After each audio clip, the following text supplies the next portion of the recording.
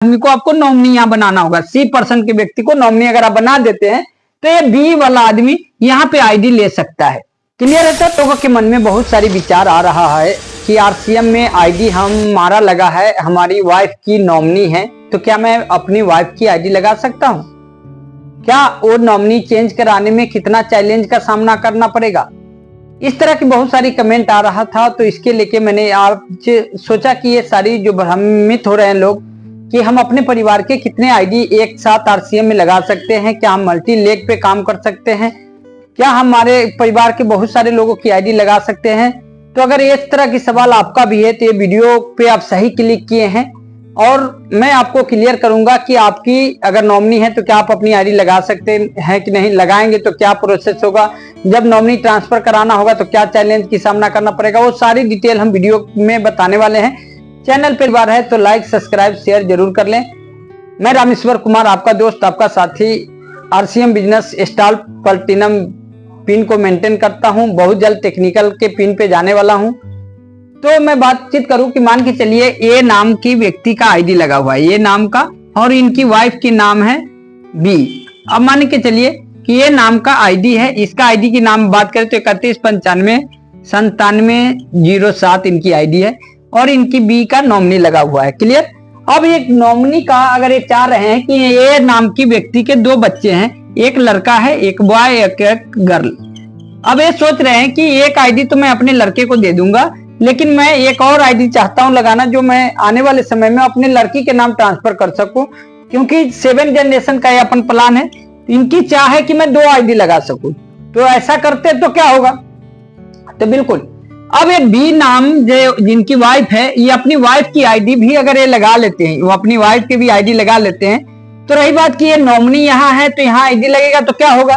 तो बिल्कुल सर, इसमें कोई परेशान होने वाली बात नहीं है। ये नॉमिनी जैसे इनके लड़की 18 साल के होगा, यहाँ पे नॉमिनी चेंज कराया जा सकता है। ये आसान तरीका है। इसके लिए आपको सिंपल प्रोसेस का काम करना क्या पड़ेगा?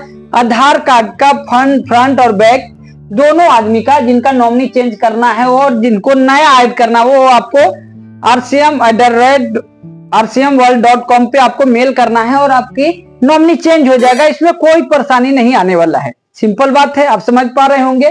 तो आप अपने जितने भी बच्चे हैं उतने बच्चे की आईडी लगा सकते हैं। बेशक आपकी 18 साल की उम्र नहीं हुआ फिर भी आप लगा सकते हैं। अपनी मैडम की आईडी लगा सकते हैं। सिंपल सी बात है। उसके बाद आता है कि सर आप क्या होगा यहाँ पे जब हम आईडी ट्रांसफर कराने की बात आती है तो क्या दिक्कत आ सकता है? बिल्कुल सर, आईडी ट्रांसफर होने के समय बहुत ही चैलेंज की सामना करना पड़ सकता है। कैसे कैसे सामना करना पड़ेगा मैं बताता हूँ क्लियर।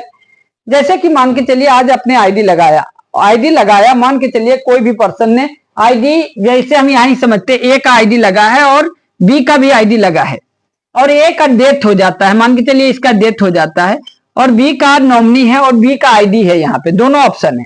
अगर ए का डेथ होता है, बी का आईडी भी है और नॉमिनी भी है, तो दोनों में से एक ही आपको चुनना पड़ेगा। या तो ये आईडी चुनना पड़ेगा या तो ये आईडी ट्रांसफर चुनना पड़ेगा। तो यहाँ पे सिचुएशन इस तरह की क्रिएट होती है। तो आपको क्या करना होगा, यहाँ पे आपको नॉमिनी ट्रांसफर करा लेना होगा।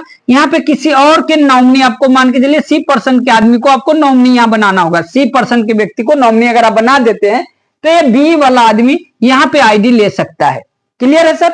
यानी कि समझ के चलिए राम की आईडी थी और उनकी पत्नी के नाम सीता थी, सीता नॉमिनी थी, और क्या हुआ, राम का डेथ हो गया तो क्या वो आईडी सीता के नाम ट्रांसफर हो जाएगा? बिल्कुल।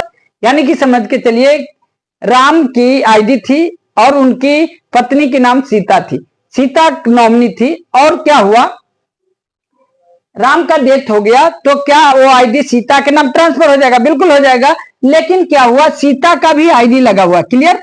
सीता का भी आईडी लगा हुआ है। अब सीता का आईडी ऑलरेडी लगा है तो यहाँ पे अगर ये ट्रांसफर होता है तो सीता की आईडी टर्मिनेट हो जाएगी। तो यहाँ पे क्या करना पड़ेगा, सीता को नॉमिनी हटा के यहाँ पे लव को आपको क्या करना पड़ेगा, नॉमिनी ऐड कर देना पड़ेगा, ताकि ये भी आईडी ट्रांसफर होकर लव के नाम चल जाएगा, सीता का जो आईडी है वो कुश के नाम चला जाएगा।